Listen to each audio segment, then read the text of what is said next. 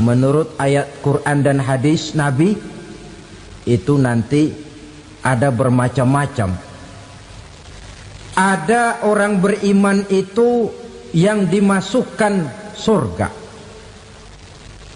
Ada orang beriman itu yang dimasukkan ke dalam surga. Ada orang beriman itu yang disebut penduduk surga.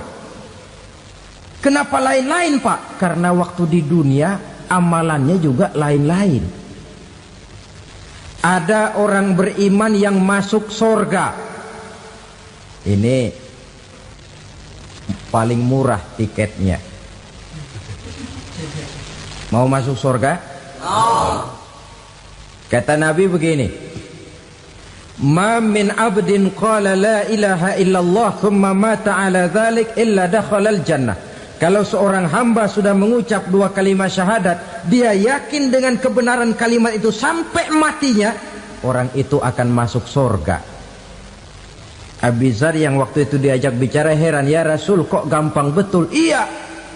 Walaupun orang itu mencuri, iya. Walaupun orang itu berzina, iya. Biar dia mencuri, biar dia berzina, kalau dia sudah mengucap dua kalimat syahadat, dia yakin dengan kebenaran kalimat itu sampai matinya, itu orang akan masuk surga. Jadi masuk surga cukup dua kalimat syahadat, yakin sampai mati, masuk surga. Itu perkara masuk. Tapi kalau pertanyaannya diterusin, masuknya kapan, Pak? Nah, ini lain lagi urusannya. Sebab ada yang masuknya itu langsung, ada yang mampir dulu. Di sana tempat cuma dua, kalau tidak surga, neraka. Mau ke surga tapi mampir dulu, yang mampirnya jelas di neraka.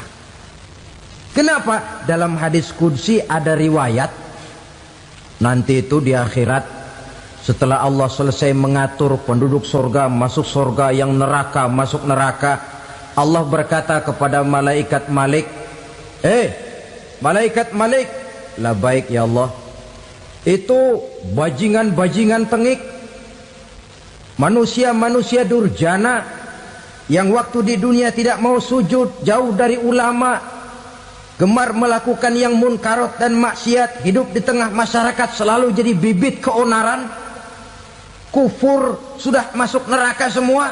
Sudah ya Allah. Nah, kalau sudah, coba sekarang kamu masuk, Malik. Saya, iya, masuk neraka. Mau apa ya Allah? Kata Allah, akhriju minan nar man kana fi qalbihi misqala habatin min khardalin min iman. Kau masuk neraka, cari di dalam neraka orang-orang yang ada imannya walaupun kecil sebesar biji zarah, angkat mereka keluar. Masuk malaikat Malik ke neraka, cari orang yang ada imannya, korek-korek. Ya repot, udah pada gosong. Yang ada imannya diangkat ke atas, yang ada imannya diangkat ke atas, lalu dimandikan di Nahrul Hayat, namanya sungai kehidupan di akhirat nanti. Cakep lagi rupanya, bersih lagi wajahnya, apel di hadapan Allah. Kata Allah, bagaimana mas? Kapok nggak sampean? Kapok ya Allah. Nah, kalau kapok, idhab fadkhulil jannah, pergi masuk surga sana. Berangkat mereka ke surga, ketemu sama teman-temannya yang udah sampai lebih dulu, yang nggak pakai mampir lagi. Terjadi dialog. Kata teman-temannya yang udah pada nyampe duluan, mas, iya, emang baru sampai? Saya baru sampai. Memang mampir di mana dulu mas? Kita sudah lama sampai di surga. Saudara buka surah Al-Muddatsir ayat 34-35. Ma salakakum fis saqar? Kenapa kamu mampir di neraka Saqar? Qalu lam naku minal musallin. Mereka menjawab, kami mampir di neraka Saqar mas, gara-gara dulunya kami waktu di dunia ndak pernah sholat. Ndak pernah sholat? Ndak pernah. Kan rumahnya dekat masjid, cuma dekat doang mas. Sholat mah enggak saya. Enggak pernah ngasih makan fakir miskin, enggak pernah hadir di majelis taklim, pendeknya enggak pernah melakukan kebajikan, maka saya pun mampir di neraka sakor. Untung betul saya punya iman mas sedikit. Waktu hidup di dunia dulu saya pernah mengucap 2 kalimat syahadat, sekali-kalinya waktu mau kawin. Masya Allah. Untung saja kawin, kalau nggak kawin polos.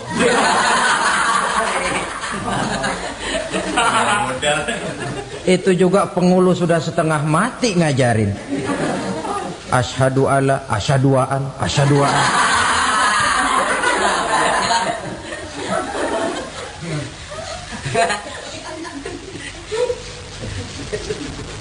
Ini namanya masuk surga, ada mampir dulu. Ada pula orang mukmin itu yang dimasukkan surga. Namanya dimasukkan kan terima beres. Saya masuk ke rumah, jalan sendiri, cari tempat sendiri. Saya dimasukkan ke dalam rumah, terima beres. Pokok ada di dalam, itu dimasukkan namanya. Nggak pakai mampir. Tapi tentu tiketnya lebih mahal ketimbang yang pertama tadi. Apa kata Allah? Innal ladzina amanu wa amilus salihat la ukaffiranna anhum sayyi'atihim wa la udkhilannahum jannah. Sesungguhnya orang-orang yang beriman kemudian beramal soleh, kami hapuskan segala dosa dan kesalahannya, kami masukkan mereka ke dalam surga. Lihat ayatnya, Allah yang memasukkan, kita yang dimasukkan. Tidak pakai transit, tidak usah mampir. Cuma tidak cukup syahadat, tidak cukup amanu, tapi diiringi dengan wa amilus salih. Iman, amal. Tidak cukup syahadat, lalu dibuktikan dia sholat, dia zakat, puasa, lalu dia melakukan berbagai macam kebajikan. Ini yang menyebabkan dia tidak pakai mampir di tempat yang bernama sakor.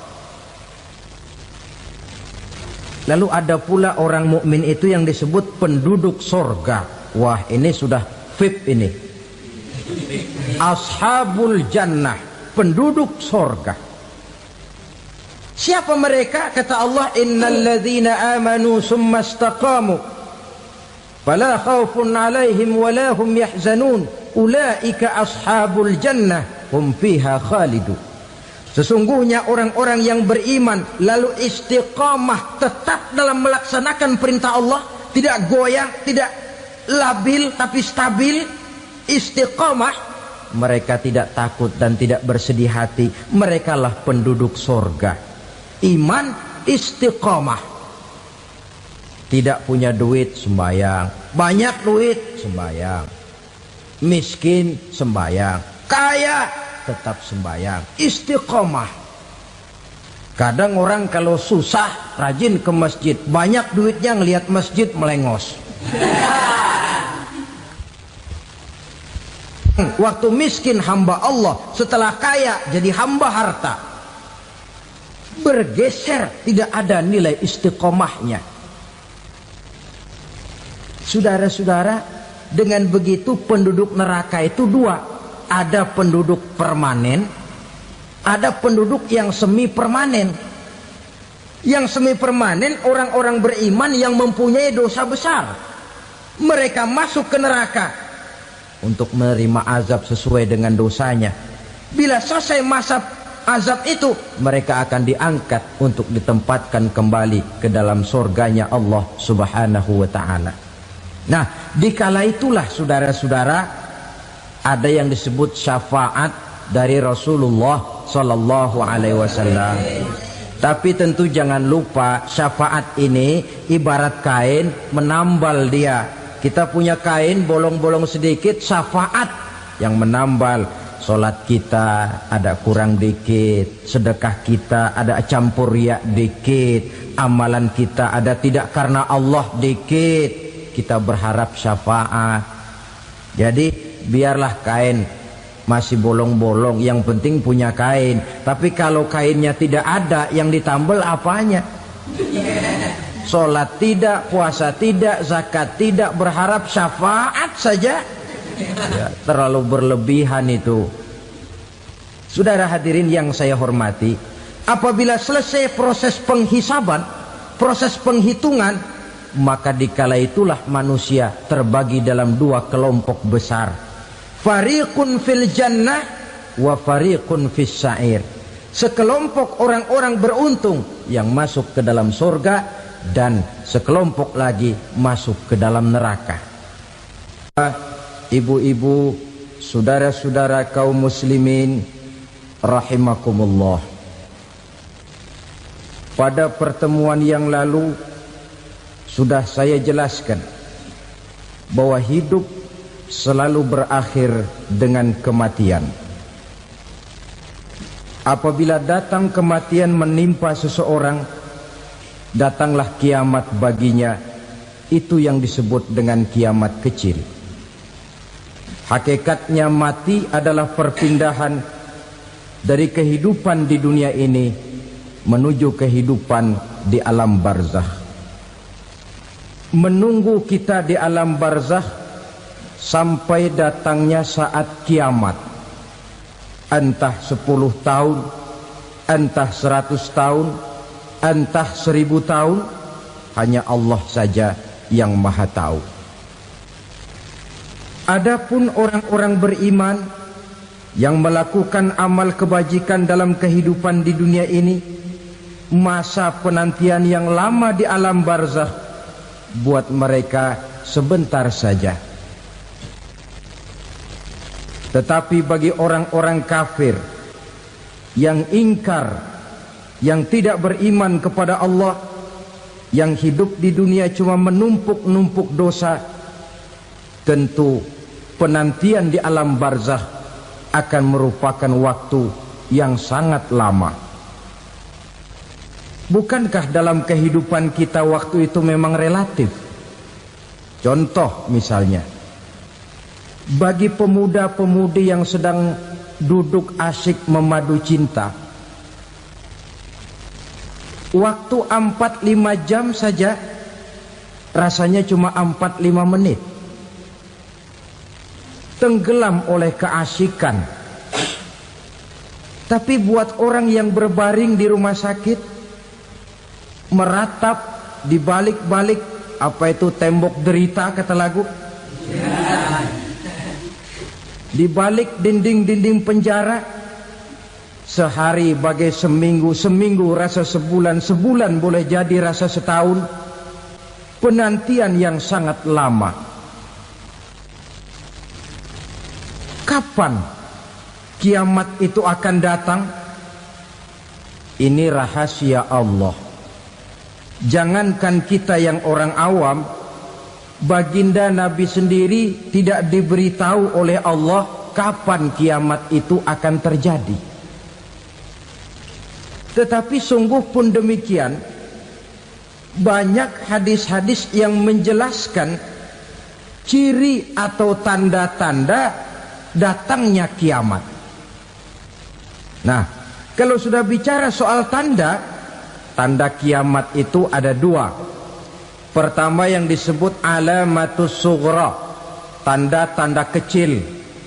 Ini waktunya masih ada tenggang. Ada yang dinamakan alamatul kubra, tanda-tanda besar. Artinya kiamat sudah diambang pintu. Apa tanda-tanda kecil dari datangnya hari kiamat itu?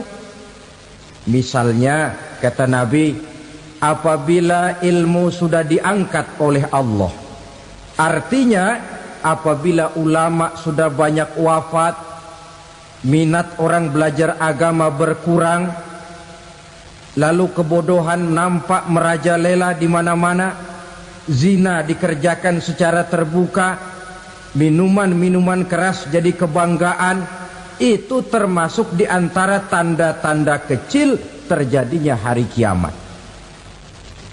Apalagi misalnya iza waladatil ammatu rabbataha, apabila budak sudah melahirkan tuan. Apa maksudnya? Ada yang mentafsirkan apabila anak sudah bisa membudaki orang tuanya. Orang tua yang melahirkan dia, yang membesarkan dia, demi setelah si anak besar jadi orang berpangkat, bertitel, berharta, berkedudukan, jadilah orang tua itu budaknya. Sehingga sering dibilang kalau orang tua kaya, anak jadi raja. Tapi kalau anak yang kaya, orang tua sering jadi budak. Apalagi munculnya fitnah yang bergelombang, timbul perang antara dua bangsa yang besar, waktu berjalan terasa sangat pendek sekali. Itu merupakan tanda di antara tanda-tanda kiamat. Termasuk di dalamnya sulit membedakan mana laki, mana perempuan. Kan kalau tanda-tanda kayak begini sekarang sudah banyak kita lihat kan. Ulama banyak wafat, penggantinya sulit. Zina dikerjakan berterang-terangan, minuman keras jadi kebanggaan, banyak anak membudaki orang tuanya, sulit membedakan mana laki mana perempuan. Kadang-kadang dari belakang kita lihat perempuan bener, begitu kita colek nengok jenggotan.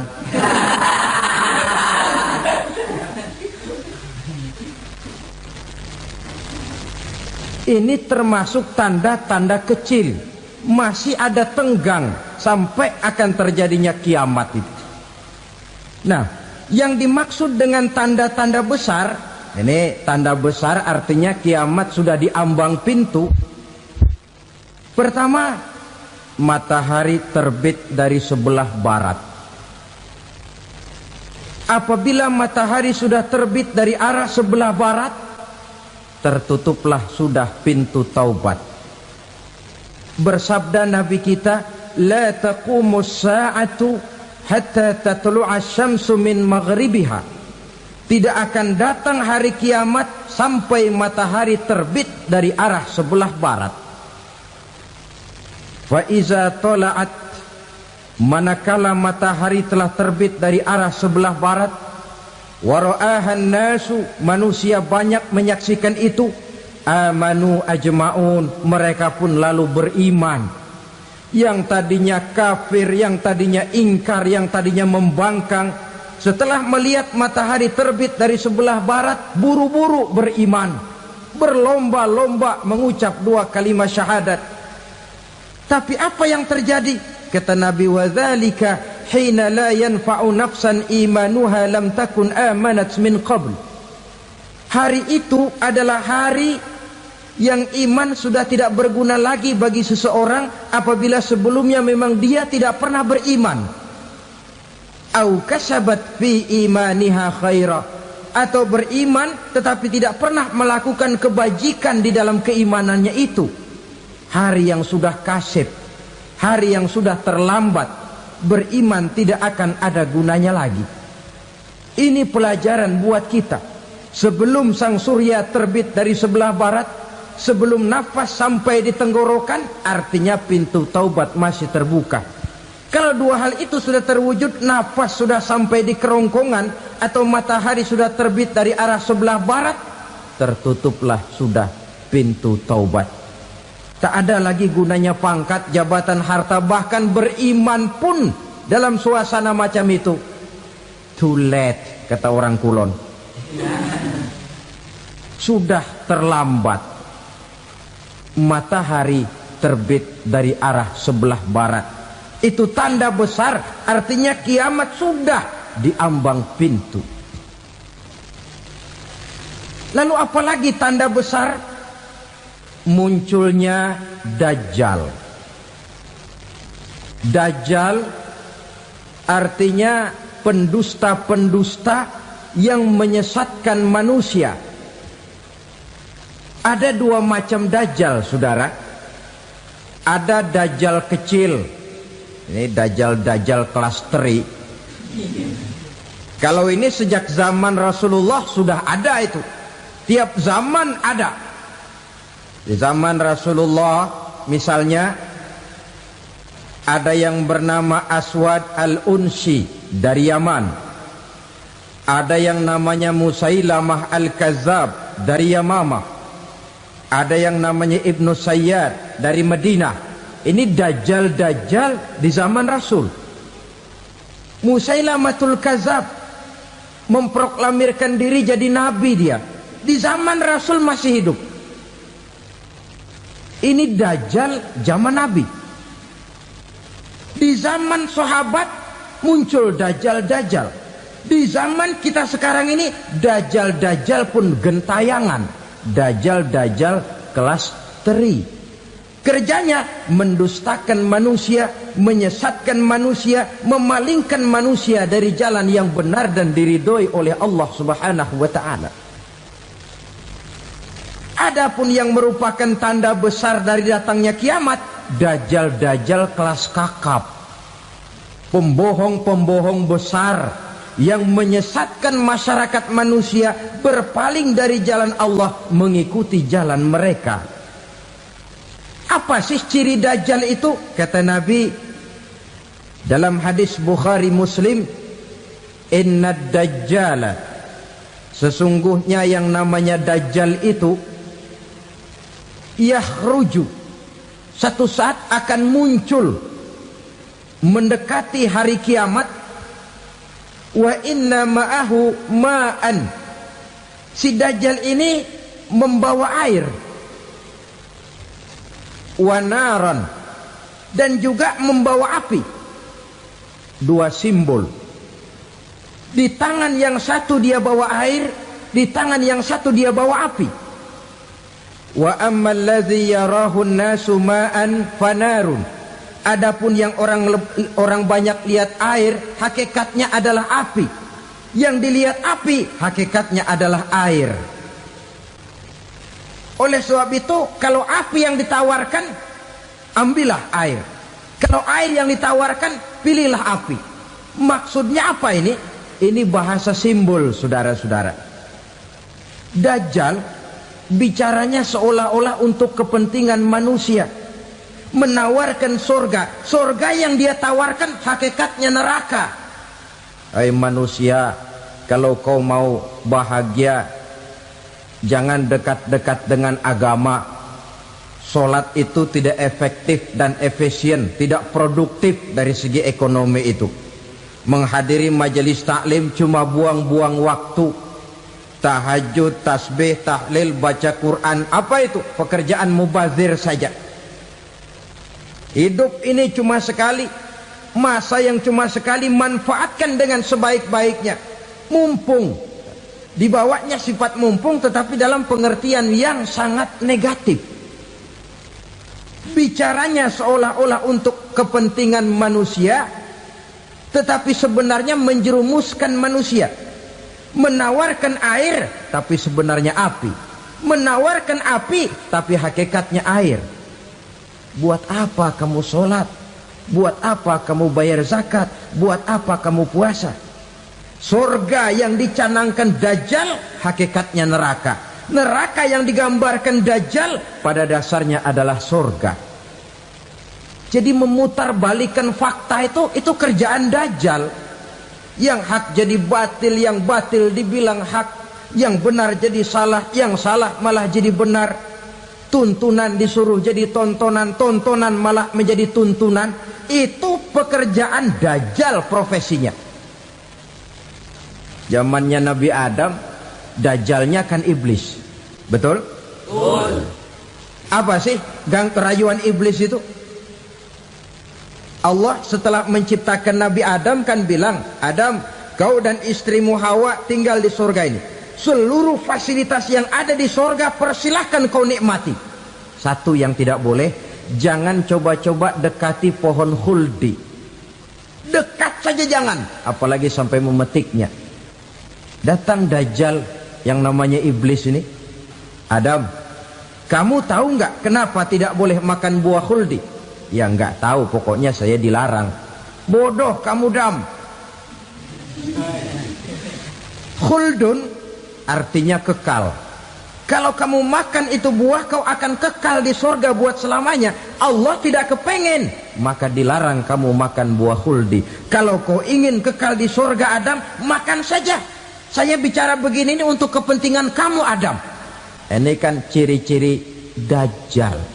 Bicaranya sih seolah-olah untuk kepentingan Nabi Adam, hakikat sebenarnya menjerumuskan Nabi Adam supaya ingkar dan melanggar larangan dari Allah Subhanahu wa ta'ala.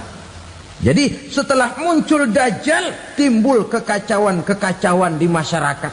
Banyak yang terpengaruh, terpedaya dan terpesona.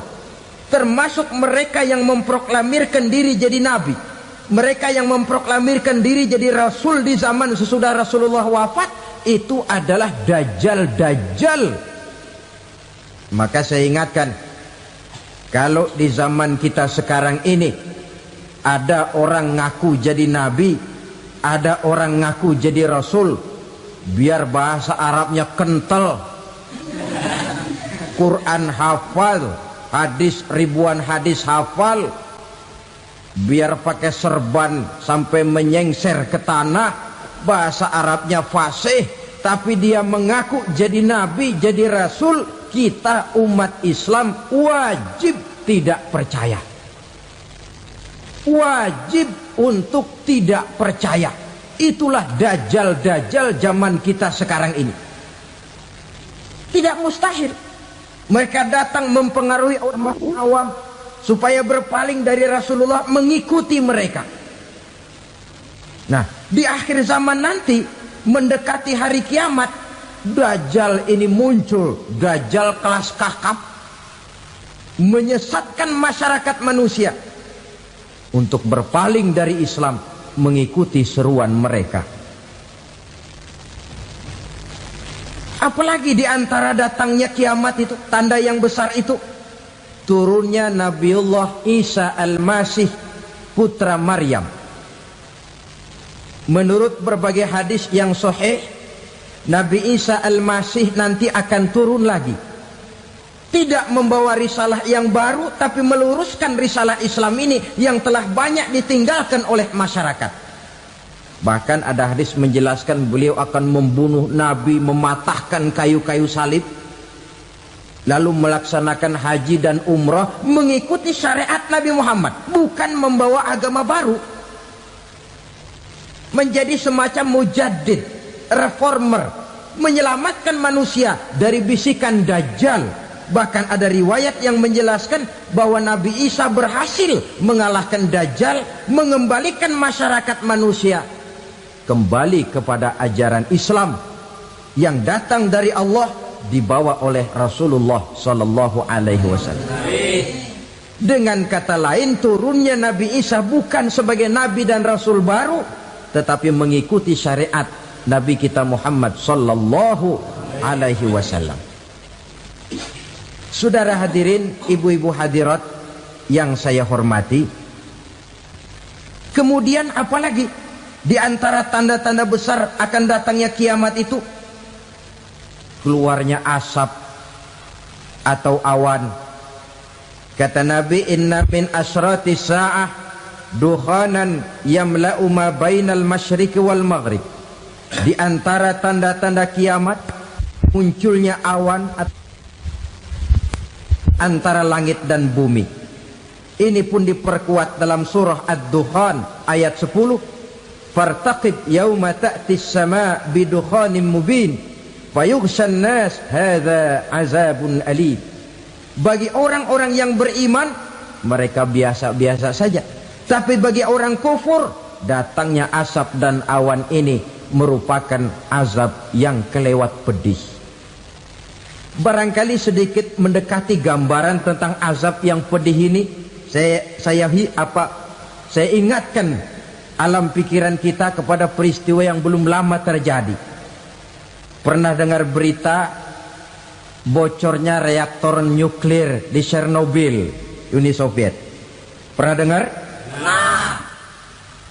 Bocornya reaktor nuklir di Chernobyl yang mengakibatkan ratusan, bahkan sangat mungkin ribuan nyawa. Cuma satu reaktor. Bagaimana kalau seluruh cadangan nuklir yang dimiliki oleh para negara adikuasa ini diledakkan? Bahkan yang konon menurut catatan cadangan nuklir yang dimiliki bersama oleh Amerika dan Rusia sekarang ini sudah sanggup memusnahkan 6 miliar manusia, 1,5 kali lebih banyak dari jumlah manusia yang nongkrong di permukaan bumi ini. Saudara-saudara hadirin yang saya hormati, lalu saat mendekati hari kiamat, apalagi tandanya? Setelah Nabi Isa wafat, pada saat turunnya yang kedua kali, lalu Allah meniupkan angin sejuk. Semua orang-orang beriman, orang-orang baik wafat, sehingga penghuni bumi ini cuma tinggal lagi terdiri dari orang-orang kafir. Tidak ada lagi di bumi ini yang bisa mengucapkan Allah. Sehingga dalam hadis qudsi itu ada keterangan, innallaha azza wa jalla yaqulu li Israfil. Allah pernah pesan kepada malaikat Israfil, kata Allah, Israfil, idza sami'ta qailan yaqul Allah Allah fa akhirin nafakh 40 sanatan ikraman liqailiha. Hai Israfil, apabila kau dengar di permukaan bumi masih banyak orang yang mengucapkan Allah Allah, maka tunda sangkakala kiamat itu 40 tahun. Untuk apa? Ikraman liqailiha, menghormati orang yang mengucapkan Allah Allah itu. Wah, jadi karena sekarang masih banyak yang mengucapkan Allah, besar hatilah kita, masih jauh kiamat itu. Tapi jangan lupa, kiamat pribadi, kiamat kecil itu yang gak kita sangka-sangka. Ajal datang mencabut nyawa, itu kiamat pribadi, dan itu yang pasti kita hadapi, dan itu yang membuat kita tidak boleh bersikap main-main di dalam kehidupan sekarang ini. Saudara hadirin yang saya hormati, tidak ada lagi orang-orang muslim. Seluruh penduduk dunia ini kafir. Lalu terciptalah struktur sosial yang berlandaskan prinsip hidup semau gue. Bakal terjadilah prinsip di mana yang kaya menyantap yang miskin, yang kuat menindas yang lemah. Hidup sudah bagaikan di rimba belantara, berlaku hukum rimba, siapa yang kuat dia yang menang, siapa yang lemah menjadi mangsa. Timbul kekacauan, maksiat merajalela, munkarat menjadi-jadi, sehingga isi bumi ini penuh dengan segala macam perbuatan dosa. Tidak ada perlunya lagi alam diperpanjang temponya. Datang saat yang sudah dijanjikan oleh Allah Azza wa Jalla, maka terjadilah yang disebut kiamat kubra, kiamat besar, kiamat ancur-ancuran. Bagaimana kejadian ini dimulai?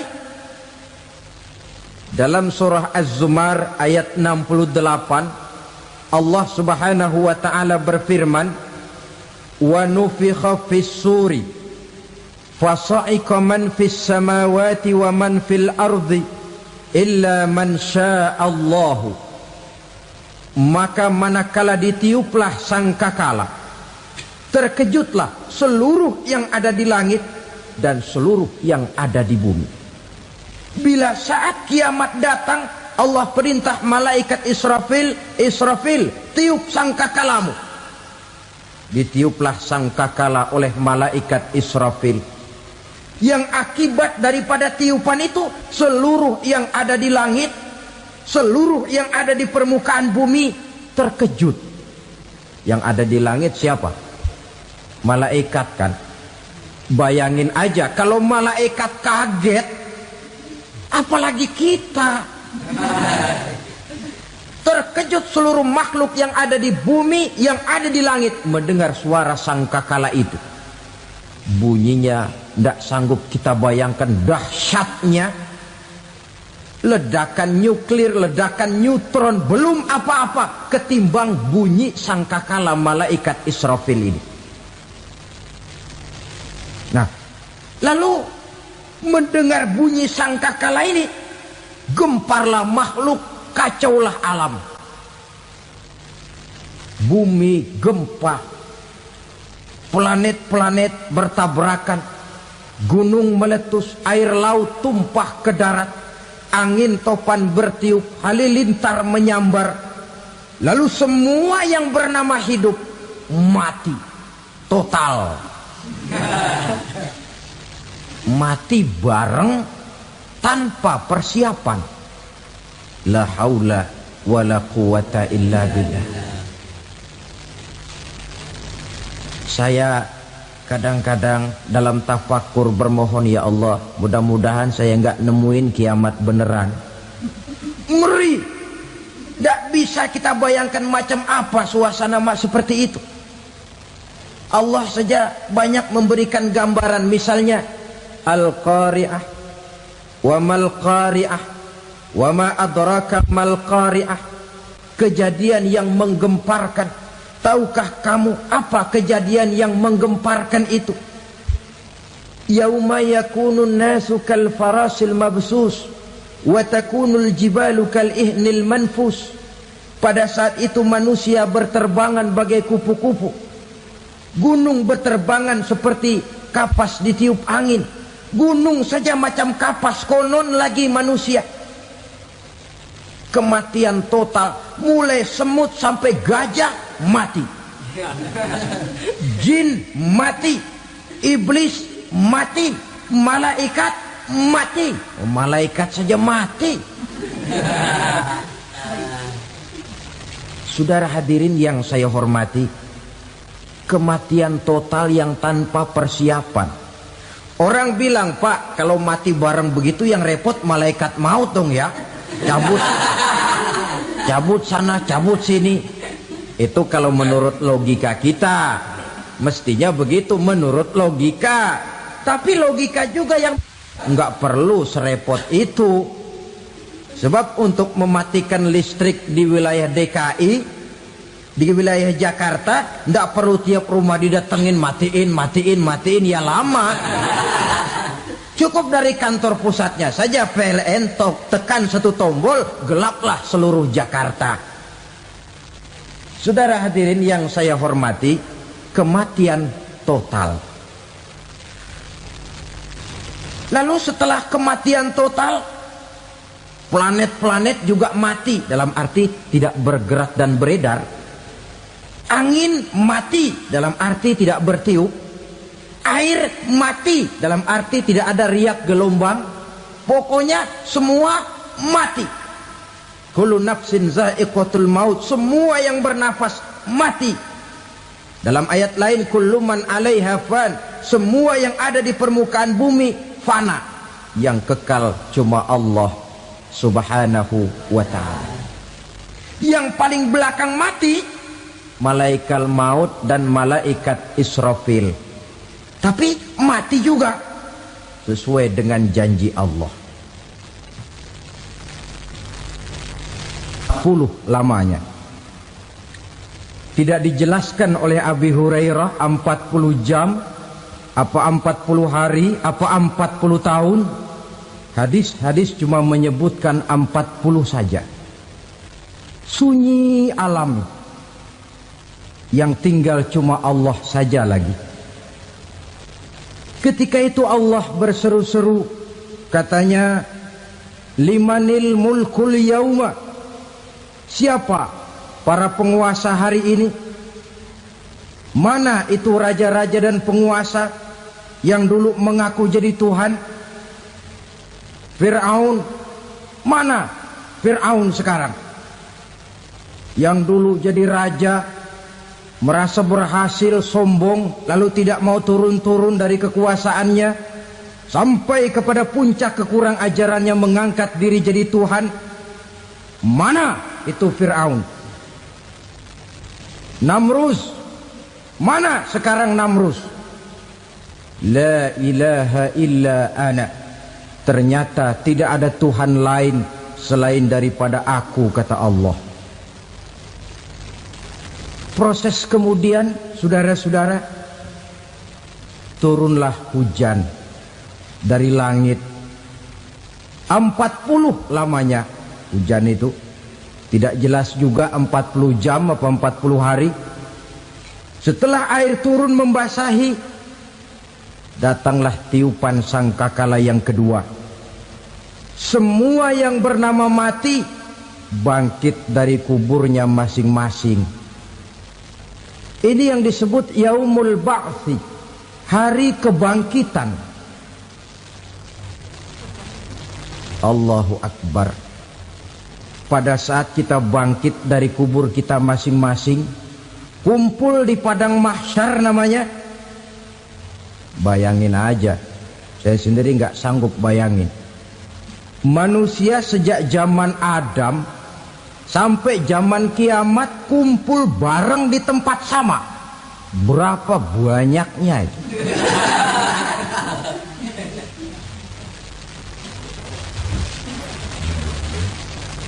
Dan yang luar biasa menurut satu riwayat, pada saat bangkit itu, Masya Allah, roman muka kita berubah, disesuaikan dengan amalan kita waktu di dunia ini. Barang siapa yang waktu di dunia amalannya itu amalan tikus, di akhirat nanti dia bangkit dari kubur, mukanya seperti muka tikus. Gagah betul badannya, tapi mukanya seperti tikus. Kenapa? Amalannya waktu di dunia seperti amalan tikus. Apa amalan tikus itu? Suka ngegeragoti barang yang sudah disimpan rapi-rapi. Orang sudah simpan uang rapi-rapi, simpan perhiasan rapi-rapi, digeragoti oleh tikus. Maling-maling, pencoleng-pencoleng, koruptor-koruptor. Itu nanti di akhirat nanti kita lihat mukanya seperti muka tikus. Oh ini waktu di dunia suka nyolong, mukanya seperti muka tikus. Barang siapa yang waktu di dunia ini amalannya itu amalan macan, dia akan bangkit nanti mukanya seperti muka macan. Apa amalan macan? Macan itu amalannya menang-menangan. Orang yang mau menang saja nggak mau mengalah. Coba lihat di hutan, kenal hutan nggak? Di hutan, raja hutan di mana-mana pasti macan. Betul kan? Betul. Padahal hutan belum pernah bikin pemilihan umum. Tapi macan tidak peduli ada pemilihan umum apa tidak, pokok saya raja. Sebab apa? Macan jadi raja itu bukan karena benar, tapi karena kuat jadi raja. Setelah dia jadi raja, rakyat hutan yang mesti dilindungi malah dimakan oleh raja macan. Kambing rakyat hutan dimakan oleh macan. Ayam rakyat hutan dimakan oleh macan. Itu nanti kita lihat di akhirat itu mukanya seperti muka macan, gagah betul. Lalu barang siapa yang di dunia ini amalannya itu seperti amalan anjing, nanti dia punya muka seperti muka anjing. Apa amalan anjing? Pertama, anjing itu kalau disuruh jaga rumah, dia tidak bisa membedakan mana maling, mana tamu. Biar yang datang maling, kalau bawa tulang, anjing kalem. Yang kedua, anjing itu akan setia kepada siapa saja yang memberinya roti. Siapa yang memberinya roti, itulah majikannya. Apa kata majikannya, pasti dia laksanakan. Soal benar atau salah, dia tidak peduli. Setelah anjing dapat roti, dia tidak punya pilihan lain kecuali bilang, abdi mah kumaha juragan wae ayeuna mah.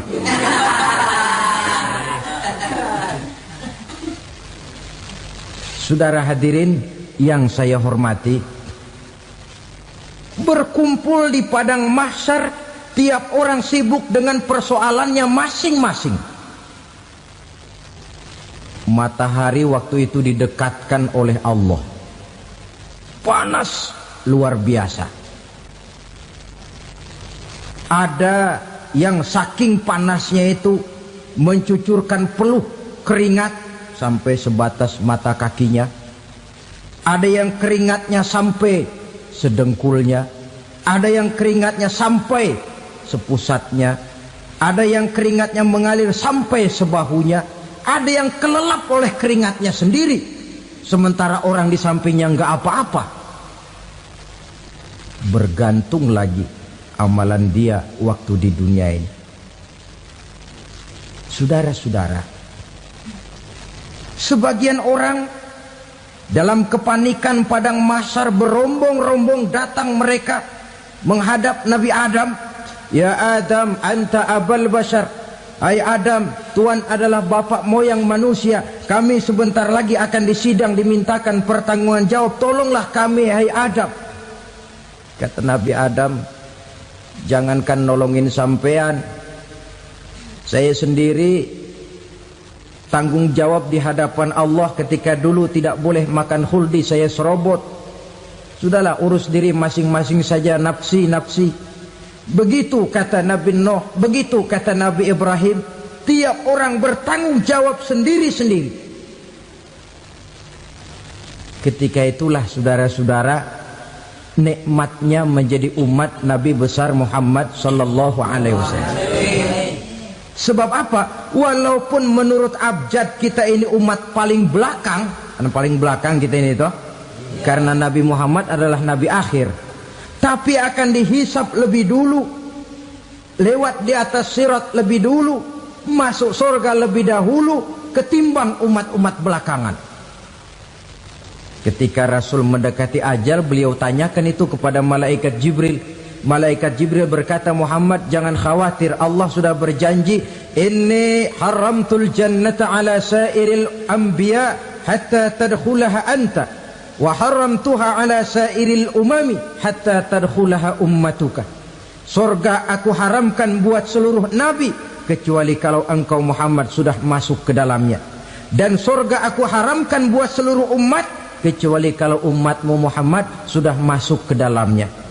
Logikanya, walaupun menurut abjad kita umat paling belakang, bakal dihisap paling dulu, lewat di atas sirat paling dulu, masuk surga paling dulu, kalau mampir ke neraka juga paling dulu. Ya resiko. Jangan mau enaknya aja paling dulu. Saudara hadirin yang saya hormati, setelah masa kebangkitan itu jangan dikira begitu bangkit langsung diperiksa. Masih menunggu menanti ribuan tahun perhitungan padang mahsyar untuk sampai kepada proses yang disebut yaumul hisab, hari perhitungan. Seorang demi seorang bakal dipanggil. Bayangkan saja, kita se-RT saja di absen, kadang-kadang perlu waktu lama. Ini manusia sejak zaman Nabi Adam sampai datang hari kiamat, satu demi satu disidang di hadapan Qadhi Rabbul Jalil. Status sosial copot sudah waktu itu. Yang pernah jadi hartawan di situ tidak lagi kelihatan kehartawanannya. Yang pernah jadi jenderal tidak lagi dipanggil jenderalnya. Yang ustadz tidak lagi dipanggil al-mukarramnya. Seluruh status sosial selesai.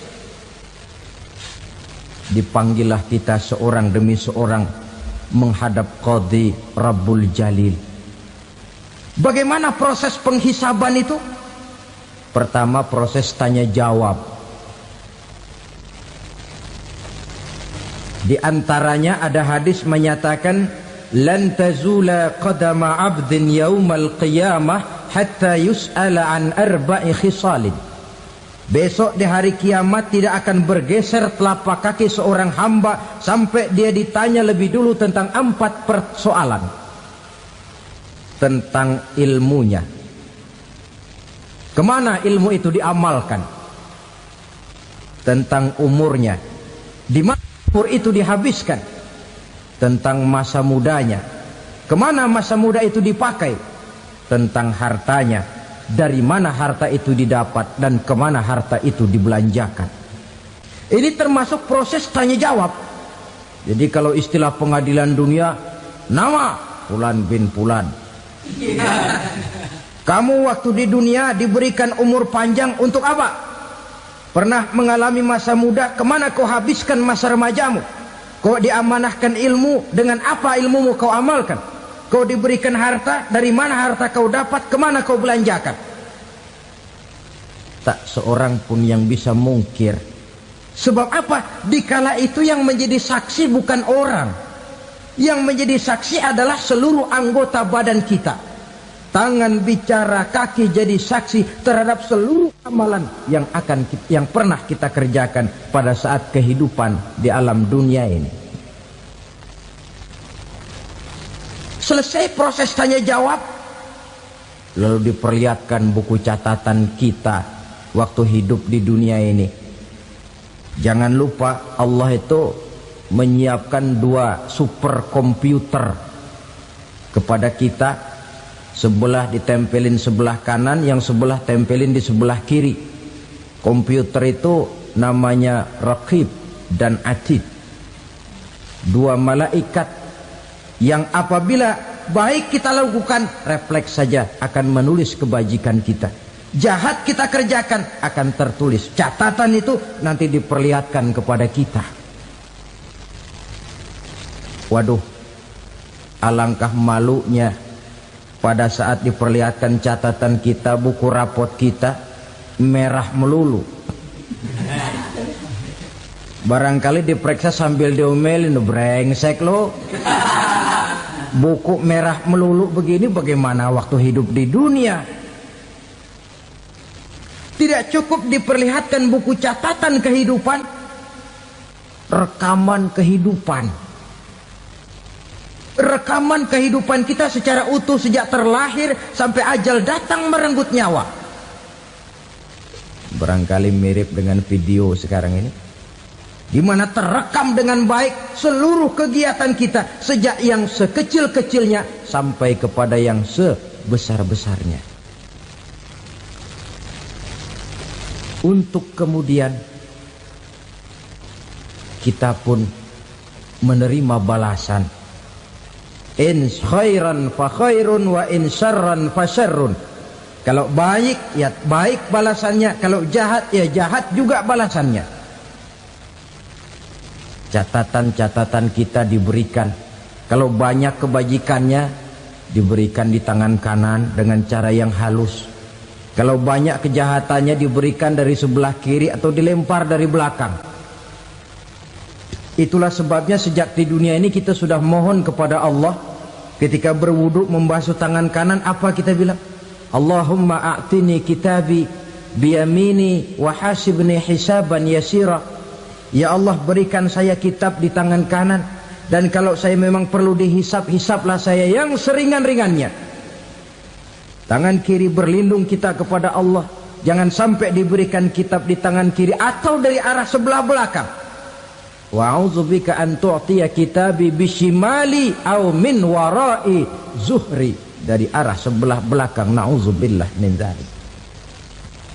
Setelah selesai lewat proses penghisaban, lewat mizan, timbangan, maka yang sudah selesai dihisab itu bergeraklah menuju sirat, jembatan yang terbentang menuju surga melalui neraka. Saudara-saudara, panjangnya perjalanan sirat itu memakan waktu ratusan tahun. Tetapi orang yang lewat di atas sirat pun macam-macam, bergantung amalannya ketika di dunia ini. Ada yang lewat di atas sirat itu kalbarkil khatib, seperti kilat yang menyambar, lep, sudah sampai dia di surga. Cepat bukan main.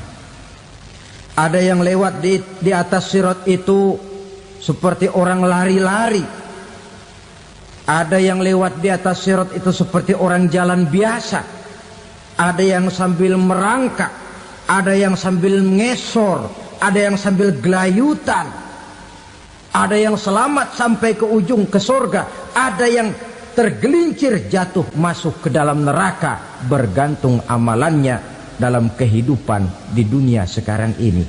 Tiap kita akan melewati yang namanya sirat ini. Saudara-saudara kaum muslimin yang saya hormati, dengan demikian mereka yang selamat melalui sirat sampai ke terminal akhir surga, mereka yang ketika dihisab ternyata banyak kejahatannya daripada kebaikannya, mereka singgah di dalam neraka. Nah, adapun orang-orang yang beriman menurut ayat Quran dan hadis Nabi itu nanti ada bermacam-macam. Ada orang beriman itu yang dimasukkan surga. Ada orang beriman itu yang dimasukkan ke dalam surga. Ada orang beriman itu yang disebut penduduk surga. Kenapa lain-lain, Pak? Karena waktu di dunia amalannya juga lain-lain. Ada orang beriman yang masuk surga. Ini paling murah tiketnya. Mau masuk surga? Kata Nabi begini, ma min abdin qala la ilaha illallah thumma mata ala dhalik illa dakhalal jannah. Kalau seorang hamba sudah mengucap dua kalimat syahadat, dia yakin dengan kebenaran kalimat itu sampai matinya, orang itu akan masuk surga.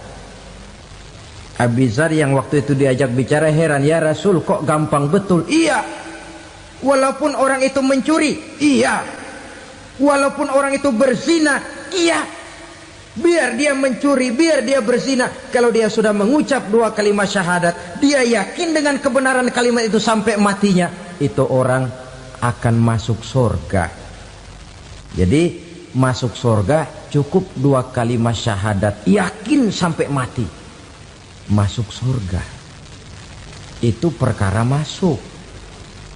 Tapi kalau pertanyaannya diterusin, masuknya kapan, Pak?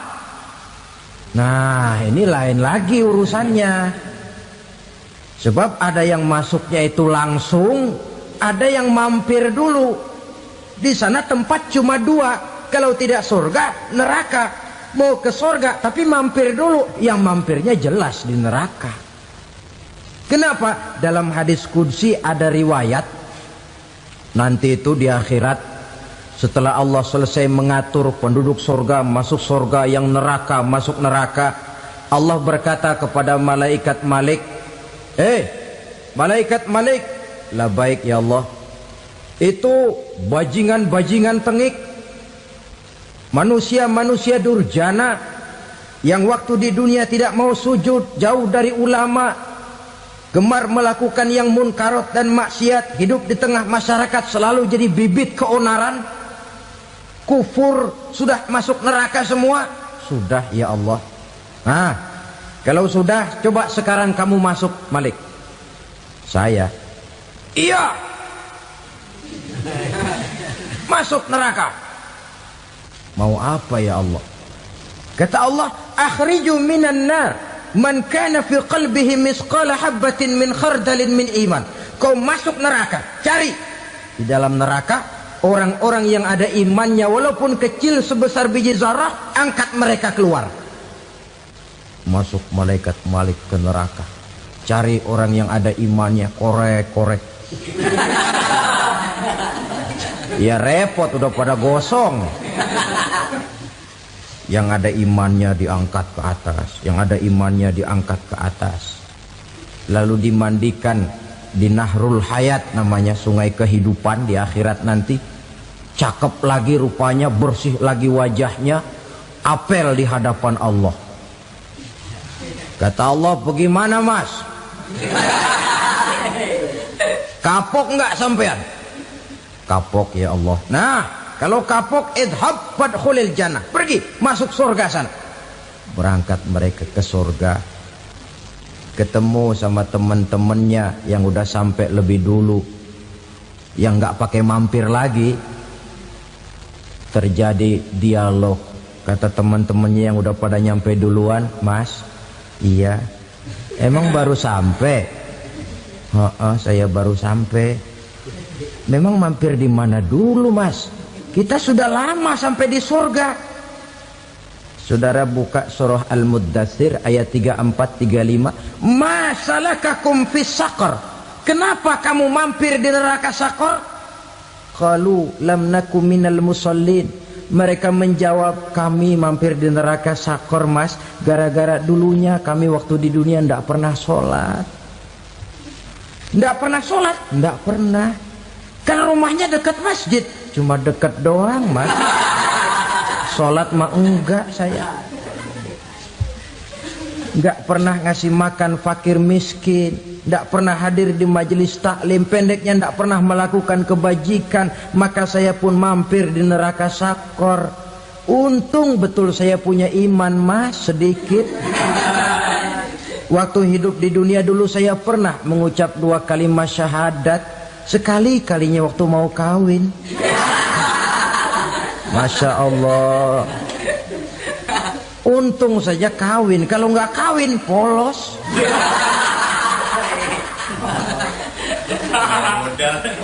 Itu juga pengulu sudah setengah mati ngajarin. Asyhadu alla, asyaduaan, asyaduaan.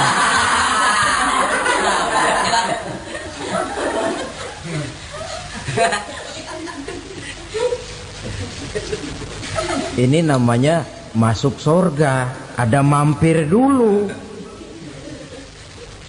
Ada pula orang mukmin itu yang dimasukkan surga. Namanya dimasukkan kan terima beres.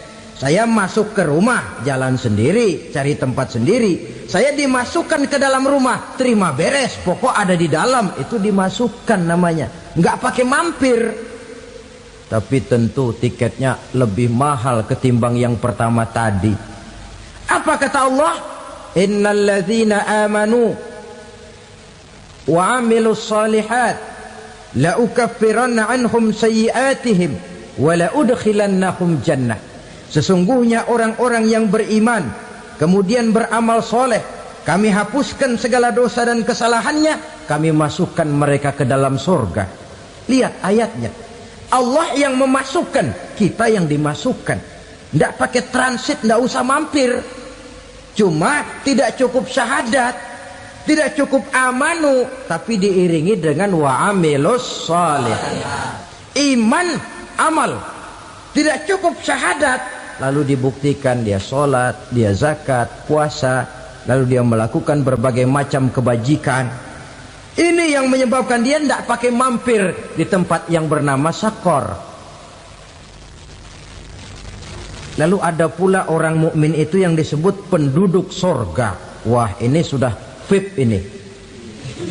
Ashabul jannah, penduduk surga.